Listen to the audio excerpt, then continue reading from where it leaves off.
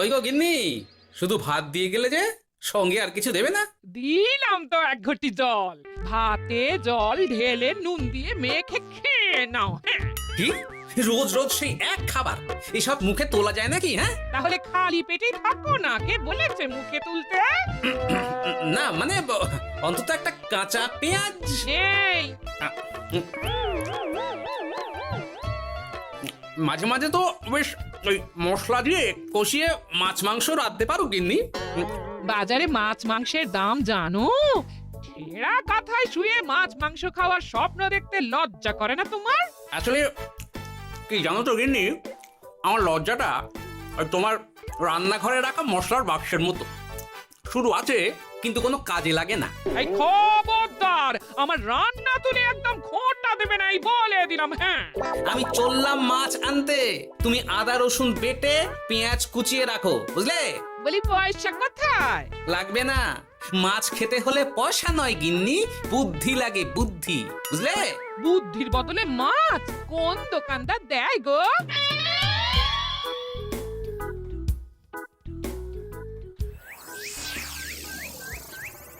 না না না না না, কিছুতেই বুঝে উঠতে পারছি না। এই নিন জাহাপনা, আপনার জন্য আম পোড়া শরবত এনেছি, খেয়ে নিন। ওরা কপাল আগে সামলাই, তারপর আম পোড়ার শরবত খাবো। সে কি জাহাপনা, আম তো আপনার প্রিয় ফল। তার চেয়েও প্রিয় ক্ষমতার লোভ। এদিকে কৃষ্ণনগর ঠিক যেন পাকা হিমসাগর, ওদিকে বর্ধমান যেন হৃষ্টপুষ্ট ফজলি, আর খাম্বাজ রাজ্য যেন লাল হলুদ গোলাপ ঘাস। এদের একসঙ্গে খেতে না পারলে আমার ঠিক ভাত হজম হচ্ছে না উজির। হবে হবে, খুব তাড়াতাড়ি এই রাজ্যগুলো আপনার বর্ষতা স্বীকার করবে জাহাপনা। শুধু চাই সঠিক উপায়। কি উপায়? এদের সঙ্গে যুদ্ধে লড়ে আপনি সহজেই রাজ্যগুলো জিতে নিতে পারেন জাহাপনা, কিন্তু তাতে রাজ্যবাসীর ভালোবাসা পাবেন না। রাজ্যবাসীর ভালোবাসা পেতে হলে প্রমাণ করতে হবে তাদের রাজারা অপদার্থ। কি বলছো উজির? আমার তো কিছুই মাথায় ঢুকছে না। আপনি হলেন বাংলার নবাব, আর কথায় আছে না, মাছে ভাতে বাঙালি। বাঙালিকে না বুঝলে বাংলা জিতবেন কিভাবে? আসুন আসুন জাহাপানা, আসুন, আমি আপনাকে বাতলে দিই বাংলা জেতার উপায়। সাব্বাস উজির, তোমার বুদ্ধিটা ঠিক পাকা ল্যাংড়া আমের মতো, না মিষ্টি।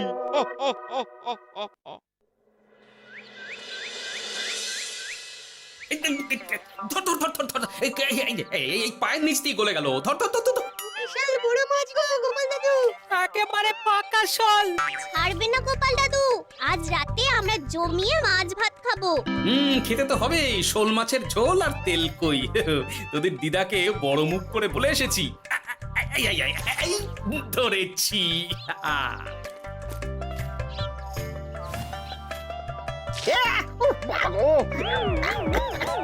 ছি ছি ছি ছি, কি দুর্গন্ধ! গোপালকে ছাড়বেন না মহারাজ, ও ইচ্ছে করে আমার মুখে কাদা ছুঁড়েছে।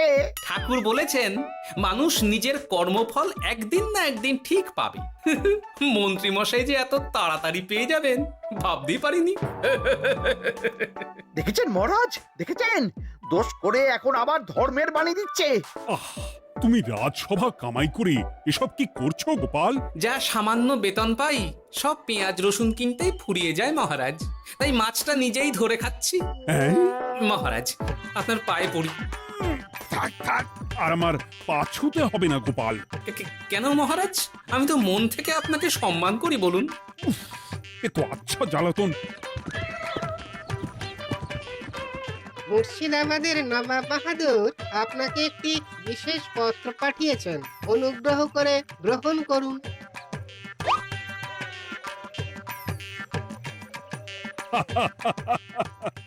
এ তো দারুণ আবদার। যাবো যাবো, আমি অবশ্যই যাব। কোথায় যাবেন মহারাজ? নবাব বাহাদুর লিখেছেন আগামী পরশু তার প্রাসাদে অতিথি হয়ে যেতে, তবে খালি হাতে নয়, সঙ্গে করে একটি জ্যান্ত মাছ নিয়ে যেতে। উপহারে জ্যান্ত মাছ? নবাব বাহাদুরকেও আমার মতন জল দিয়ে নুন ভাত খেতে হচ্ছে নাকি? নবাব হোক বা ফকির, সবার গিন্নি সমান।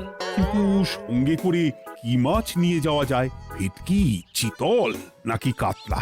আচ্ছা, আগামীকাল রাজসভায় আমি সবার মতামত শুনবো। গোপাল, আগামীকাল ঠিক সময় চলে এসো কিন্তু। আগে যাব মহারাজ, শুধু আমার বেতনটা। ভেবে দেখবো। চল রে, আজ অনেক মাছ পেয়েছি। চল চল চল।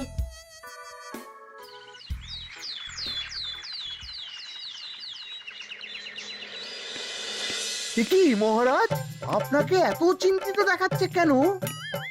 নবাব বাহাদুরের জন্য কি মাছ উপহার স্বরূপ নিয়ে যাওয়া যায় সেই চিন্তায় গতকাল রাতে আমার ভালো ঘুম হয়নি মন্ত্রী।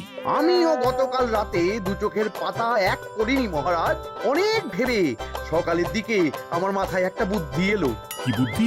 নবাবকে উপহার স্বরূপ ইলিশ দিলে কেমন হয়? বোঝো কাণ্ড, এই বুদ্ধির জন্য রাত জাগতে হলো। হ্যাঁ, ইলিশ তো জল থেকে তুললেই অক্কা পায়, তা জ্যান্ত থাকবে কিভাবে? ঠিক ঠিক, মন্ত্রীর মাথায় গোবর আছে না ভুসি? আমার মতে উপহার স্বরূপ ছোট মাছ নিয়ে যাওয়াই ভালো। এই যেমন ধরুন ওই পুঁটি মাছ, নিজেও খেতে পারবেন আবার ঝালও খেতে পারবেন। ছি ছি ছি ছি ছি, সবাই হাসবে যখন দেখবে কৃষ্ণনগরের মহারাজ উপহার স্বরূপ নিয়ে গেছেন পুঁটি। ওরে বাবা, তাহলে থাক বাবা। তাহলে বাদ গেল মোট দুটি, ইলিশ আর পুঁটি। আমার মতে কাতলা দেওয়াই ভালো, ওজনেও বেশি হবে। না না না, কাতলা দেখতে একদম ভালো নয়, মাথা মোটা মাছ কোথাকার। উপহারে এমন কিছু দেওয়া উচিত যা দেখতে সুন্দর হবে। হ্যাঁ, ঠিক তো, তাহলে বরং ভেটকি দিয়ে দিন। ভেটকি বাজারে কত করে কিলো এখন? পয়সার চিন্তা আমি করছি না গোপাল, বরং আমার চিন্তা মান সম্মানে। বাকি রাজ্যের রাজাদের তুলনায় আমার উপহার যেন নবাবের বেশি পছন্দ হয়। কিন্তু সবাইকে এরকম অদ্ভুত উপহার নিয়ে যেতে বলার কারণ কি? মাছ, তাও আবার জ্যান্ত। আচ্ছা মহারাজ, এর পিছনে নবাব বাহাদুরের কোনো চাল নেই তো? গোপাল, তুমি মিছি মিছি সন্দেহ করছো। কথা না ঘুরিয়ে বরং একটা ভালো মাছের নাম বলো দেখি। ভালো মাছ? জ্যান্ত কই মাছ নিয়ে যান মহারাজ, গতকাল অনেকগুলো ধরেছি।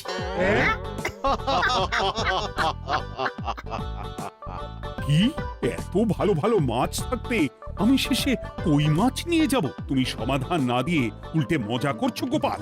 দূর হয়ে যাও, দূর হয়ে যাও আমার চোখের সামনে থেকে। আগে ভাড়ামো করার জন্যই তো মাস গেলে বেতন পাই মহারাজ। মানে কি বলতে চাইছো গোপাল? নবাব বাহাদুর কি চান সেটা আমরা সবাই জানি, তাই বলছি মাছের গর্তে হাত ঢোকানোর আগে পরীক্ষা করে নেওয়া উচিত ভেতরে সাপ আছে কিনা।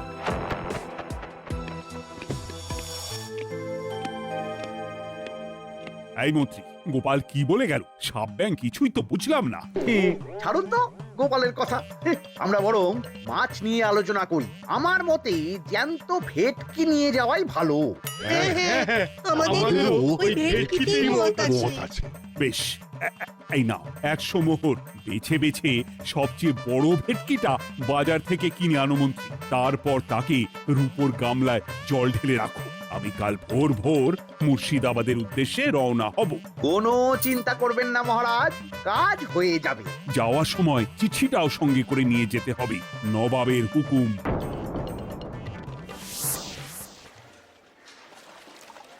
এই দেখুন কেমন খেলা করছে। হ্যাঁ, বাহ বাহ বাহ। ওজনে কত হবে? 4 কিলো তো হবেই। কিলো 2 পয়সা হিসেবে 8 পয়সা দেবেন। আমি শুধু ওজন জানতে চেয়েছি, দাম শুনে আমার কি হবে? এই, এটাকে গাড়িতে তোল। আর মাছের দামটা? মুর্শিদাবাদের নবাবকে আমাদের মহারাজ এই ভেটকিটা উপহার স্বরূপ দেবে। তোর ভাগ্য ভালো যে মাছটা তুই ধরে এনেছিস। আবার টাকা কিসের রে? আয় রে আয় আয় আয় আয়, আমার কত ক্ষতি হয়ে গেল।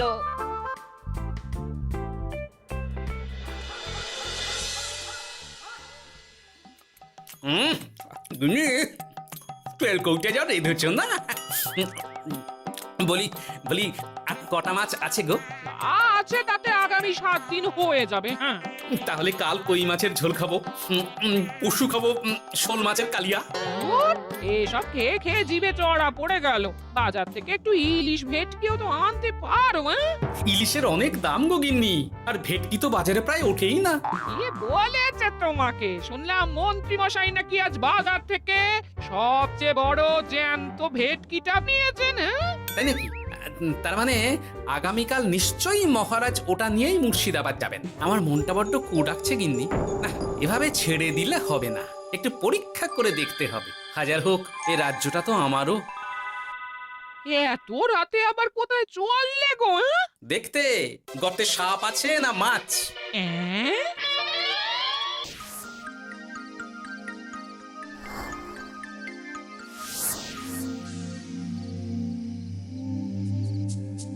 এ কি গোপাল, এত রাতে? সব ঠিকঠাক বুঝেছো তো? হ্যাঁ হ্যাঁ, তুমি কোনো চিন্তা করো না গো গোপাল দাদা। তাহলে কাল উত্তরের জঙ্গলে।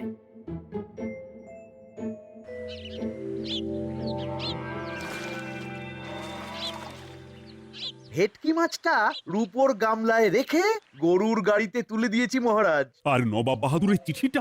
ইয়ে, সিংহাসনের উপর, নিচে, ডাইনে, বাঁয়ে সব জায়গায় খুঁজলাম, কোথাও নেই। সে কি তাহলে?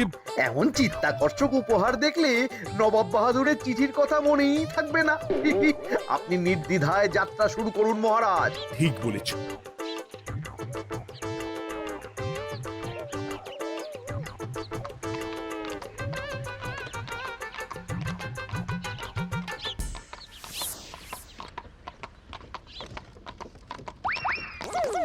ওই তো মহারাজের রথ এসে গেছে। এই যা যা বলেছি মনে আছে তো? আছে গো আছে। ভেটকি মাছের পাতুরি আর ঝোল দুটোই রাঁধবো। হ্যাঁ, আমার ফিরতে কদিন দেরি হতে পারে, বেশি দেরি হলে তোমরা খেয়ে নিও, এবার লুকিয়ে পড়ো।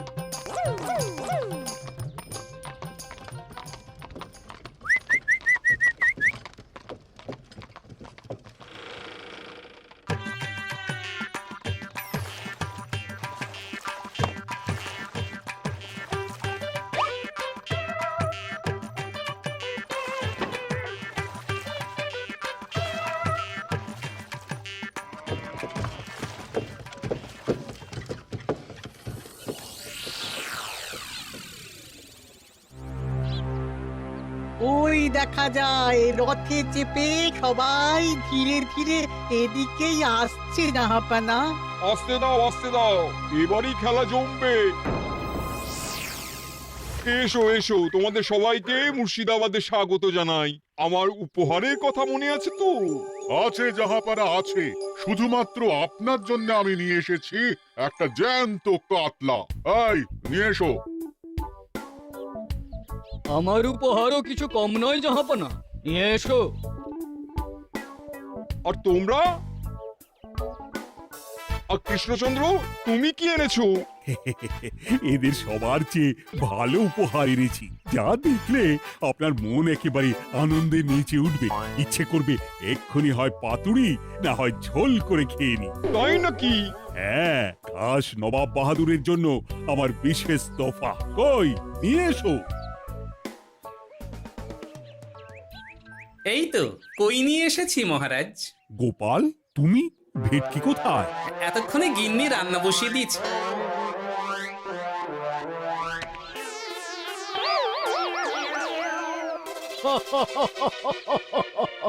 শেষে কিনা কই মাছ? আর কোনো মাছ খুঁজে পেলে না নাকি কৃষ্ণচন্দ্র? ছি ছি ছি, তোমার জন্য লজ্জায় আমার নাক কাটা গেল গোপাল। ফিরে গিয়ে আমি তোমার গর্দান নেব, এই বলে দিলাম। অনেক হয়েছে, এবার তোমরা সবাই আমার কথা মন দিয়ে শোনো। আমি তোমাদের সবাইকে একটা করে জ্যান্ত মাছ আনতে বলেছি, একটি বিশেষ কারণে। তার আগে সবাইকে আমি জিজ্ঞাসা করতে চাই, আপনারা সবাই নবাব বাহাদুরের পাঠানো চিঠিটা মন দিয়ে পড়েছিলেন তো? হ্যাঁ পড়েছি। হ্যাঁ হ্যাঁ হ্যাঁ, আমরাও পড়েছি। বেশ, তাহলে তো তোমরা এই আমন্ত্রণের কারণটা জানো। তোমাদের আনা মাছেদের আয়ু যতদিন, তোমাদের রাজ্যের আয়ুও ততদিন।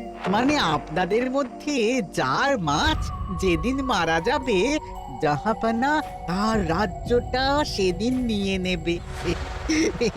আর যতদিন না আপনাদের মাছ মরছে ততদিন আপনারা এই প্রাসাদেই থাকবেন। হ্যাঁ, এইরকম কিছু তো চিঠিতে লেখা ছিল না। কে বলেছে ছিল না?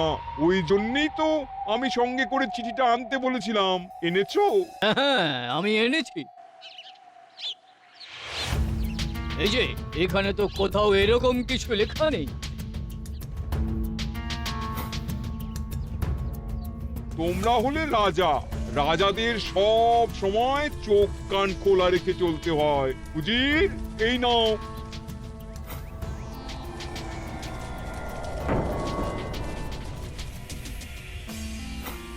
সত্যি তো, চিঠিতে তো এটাই লেখা আছে। আমাদের সঙ্গে প্রতারণা করা হয়েছে। হ্যাঁ হ্যাঁ, আমরা কেউ বুঝিনি চিঠিতে কার চুপি করা আছে। চুপ! বেশি গলা তুলে কথা বললে গলাটা শরীরের ওপরে নাও থাকতে পারে। আজ এই মুহূর্ত থেকে এই খেলাটা শুরু হলো।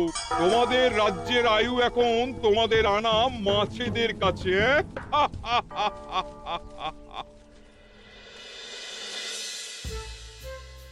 উজির, কার মাছের কি অবস্থা? আগে বাকিরা মোটামুটি সাঁতার কাটছেও, খাম্বাজ রাজার আনা কাতলা খাবি খাচ্ছে।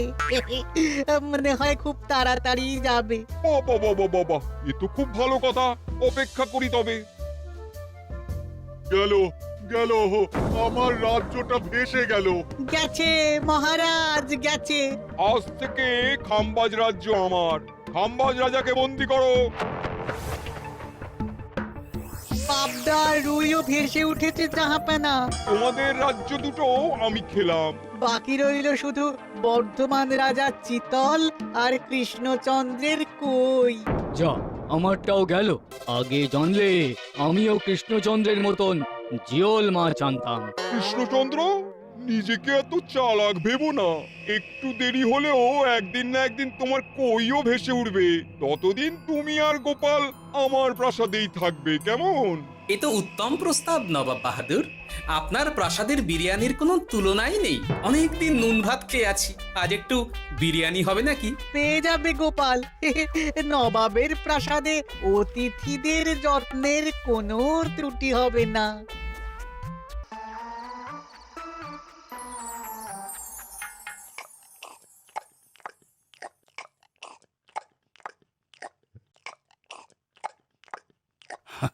আমাকে ক্ষমা করে দিও গোপাল, আমি তোমাকে অনেক কথা শুনিয়েছি, কিন্তু এখন বুঝতে পারছি কেন তুমি ভেটকির বদলে কই মাছ এনেছো। আহ, বিরিয়ানিটা যে রেঁধেছে না, বলছি এই নবাবের বাবুর্চিকে কোনোভাবে কৃষ্ণনগরে ধরে নিয়ে যাওয়া যায় না মহারাজ? গোপাল, কোনো মাছই অমর নয়। একদিন তোমার আনা ওই কই মাছটাও মারা যাবে, আর সেদিন আমাদের কৃষ্ণনগর রাজ্যটা নবাবের হবে। আহ, ভাতগুলো একেবারে ঝুড়ো ঝুড়ো, আর মাংসটা তুলোর মতন নরম। আহ, আমার কথা কি তোমার কানে যাচ্ছে?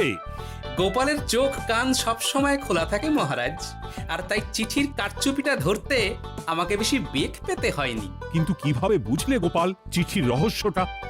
কারণ আমি জানতাম নবাব বাহাদুর অনৈতিক কিছু করবেন না।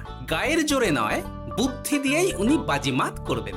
অবশ্য এ ব্যাপারে আমাকে সাহায্য করেছে বিজ্ঞানী। একটা সাহায্য করতে পারবেন বিজ্ঞানী?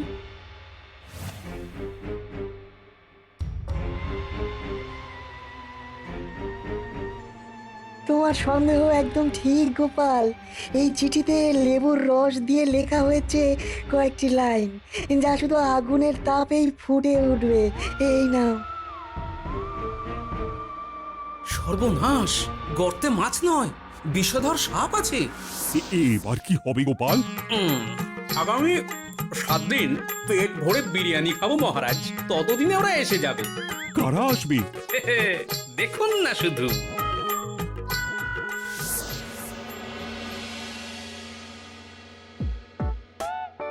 এই তোমার বুদ্ধি, দেখলে তো গোপাল এসে কেমন সবকিছুর উপরে জল ঢেলে দিল। মানে বুঝতে পারিনি যে ওরা ওরা চিঠির কারচুপি সব ধরে ফেলবে। কৃষ্ণচন্দ্রের কই মাছের কি খবর? সেটা কি এখনো জীবিত?